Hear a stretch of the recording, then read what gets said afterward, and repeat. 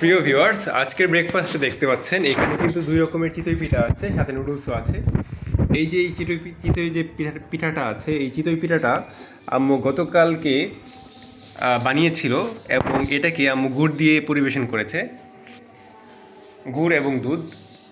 এবং সেই সাথে আম্মুকে একজন এই চিতই পিঠাটা দিল, দেখতে পাচ্ছেন।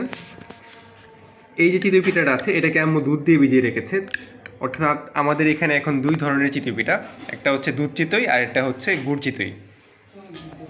যেহেতু আমি এবং আমার ছোটো ভাই দুধ দিয়ে বেশি পছন্দ করি, গুড় তেমন একটা পছন্দ করি না, এই জন্য আমরা এই দুধ চিতইটা খাচ্ছি। আর সেই সাথে আমাদের জন্য এখানে আম্মু দিয়েছে চকলেট শেক। দেখতে পাচ্ছেন ঠান্ডা ঠান্ডা চকলেট শেক, এটা কিন্তু আমাদের খুবই প্রিয়। আর সেই সাথে বরাবরের মতো আমাদের বিড়ালটাও এখানে লেজ গুটিয়ে বসে আছে, সেও কিছু পাওয়ার আশায়। আর আব্বু পার্কে হাঁটতে গিয়েছিল, সেখান থেকে এই কচুর বড়াগুলো আব্বু কিনে নিয়ে আসলো।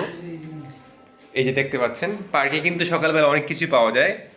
আপনারা যখন ময়মনসিংহের জয়নুল আবেদিন পার্কে সকালের দিকে যাবেন 6টা থেকে 7টার মধ্যে, তখন দেখবেন বেশ ভালোই বাজার জমে গেছে এবং অনেক কিছু সস্তাতে পাওয়া যায়। আবার আজকে কিন্তু ভালো রোদ উঠেছে, এবং রোদ উঠেছে মানে আম্মুর আবার কাজ শুরু হয়ে যাবে। তো ভিউয়ার্স, আজকে এই ছিল আমাদের ব্রেকফাস্ট এবং সকালের আয়োজন। অবশ্যই কমেন্ট করে জানাবেন কেমন লাগলো। আর এখানে দেখতে পাচ্ছেন কিছু কলা আছে, সাগর কলা, এবং সেই সাথে এখানে আছে নুডলস।